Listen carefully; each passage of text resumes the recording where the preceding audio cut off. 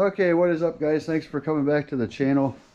Today I'm going to install a RPM oil catch can on the X3.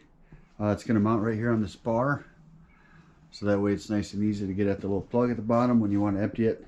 I haven't looked at the directions yet. I'm going to get online. They don't include them in the box, but on the box it gives you a little website where you can go on there and look them up. So I'll just take a quick peek at that, and then we'll start throwing it on.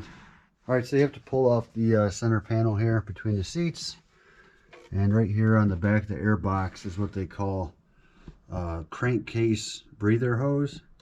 That has to be disconnected, and then you're going to plug that with this black plug that they provide right there, and you're going to zip tie that onto there, and then you're going to pull that breather hose around, and that's going to go onto this piece here.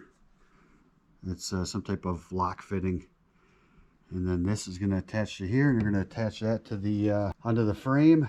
And well, let's just get started. I'm going to disconnect that breather hose and plug it, and then we'll move on from there. All right, there you go. We got a little worm gear clamp on it. Okay, then you pull the breather hose back to the back, right here next to the chassis, and now we're going to mount up the catch can nice and loose right here until we make our connections, and then we'll tighten it down afterwards. All right, so I have it mounted on there loosely. See, the hose pops up right through there. I'm going to put this fitting on.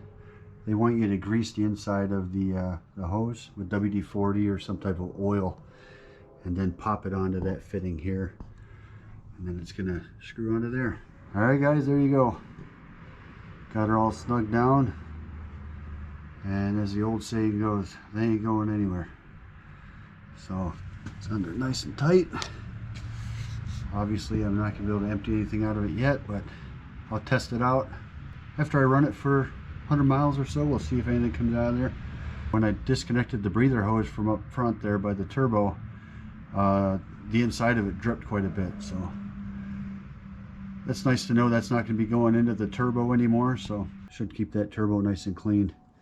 The only other thing I really have planned for this machine is a tune. So whenever Whelen Speed comes out with their 2021 X3 tunes, everybody's waiting for them, because they have the best deals on the tunes, and they're on par with the Evolution Power Sports tunes. So everybody's kind of waiting for them to put that together.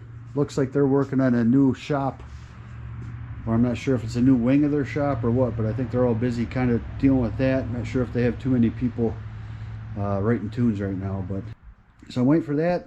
That's really the only thing I have planned, other than taking it out to ride. So I think next weekend, depending on the weather, we're going to get out and finally take our machines for a rip. My buddy had his X3 torn apart too, and he's just now getting around to putting it all back together as well.